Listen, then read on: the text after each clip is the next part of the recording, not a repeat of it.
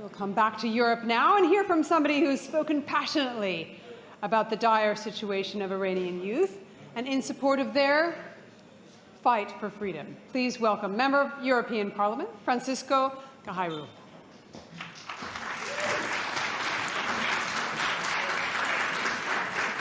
Thank you very much. It's an honor to be here, to be present here to talk about the 5 years of mandate that I had. And I also work with the Iranian youth and with the Iranian resistance. And since I've worked with them, and I had the huge pleasure of learning a lot how to resist and how to build a democracy, because we tend to think that democracies are stable, and we kind of see that that's not the case even in the European Union. I have 3 words that I can define the youth and the resistance movement. I define them with 3 words, so simple: hope, resilience, and vision. And let me say why I chose these 3 words.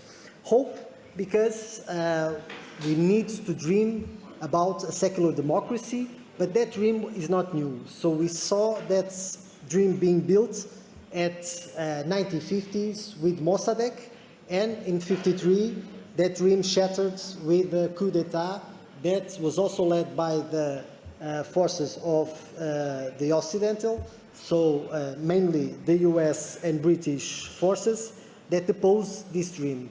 And afterwards, we know by history that we had a tyrannical rule by the Shah that led to 79 to the Mullah regime, which we now face the consequences. So hope of keeping this dream alive, of building a secular democracy, is one of the key words that I would define this movement. But also resilience.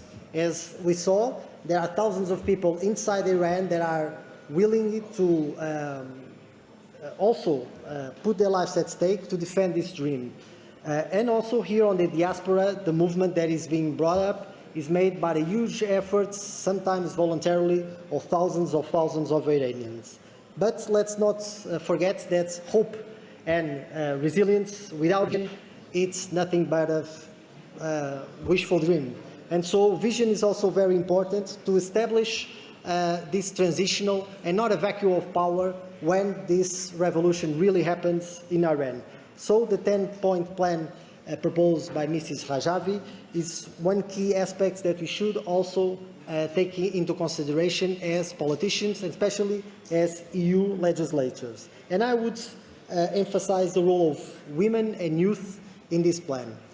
But I will also point out to point 9 of this 10-point plan, which is correlated to environments. Nowadays, and we are living an election today, we might have the possibility of having a climate denier majority in the French National Parliament. And this is very important because Iran is rich on resources, it's rich on fossil fuels, and they will need these fossil fuels to make their transition to a clean and sustainable economy. And this is why it's very important for this point 9 to be highlighted by Mrs. Rajavi and to be one of the key points of also connecting the European Union and the path of a secular democracy, a free Iran.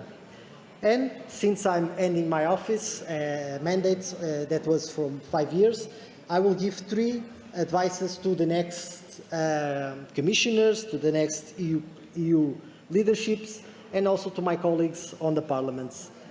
3 simple ways that can help the Iranians to get their freedom and to install a secular democracy. First of all, we need to install and enter the Islamic Revolutionary Guard into the EU list of terrorist agencies and entities.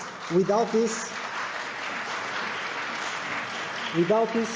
we are supporting the mullah's regime, and we are not easing the pressure, and we are easing the pressure that should be on this regime. So to the next EU responsible for foreign affairs, Mrs. Kaja Kallas, let's see if it's validated, but all goes into that perspective. This needs to be a priority. Second priority, it's not a EU overwhelming economic priority, because the trade between the EU and Iran in 2023 was more or less 5.2 billion, but we need to stop trading with Iran because this is cynicism. We export to Iran 4 billion euros of products and we only import 1 billion. So if we want to be coherent with our foreign policy and with freedom in Iran, we need to stop trading with the Mullah's regime. And thirdly, and to end, we need to politically validate and see RI as the only actor that can make this transition to a secular democracy.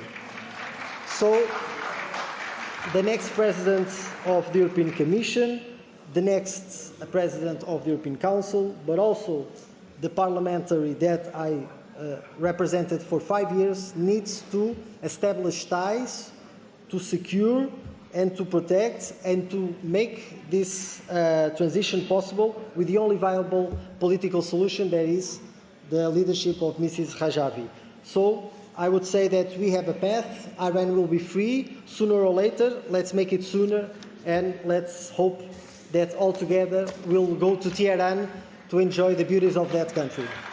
Thank you.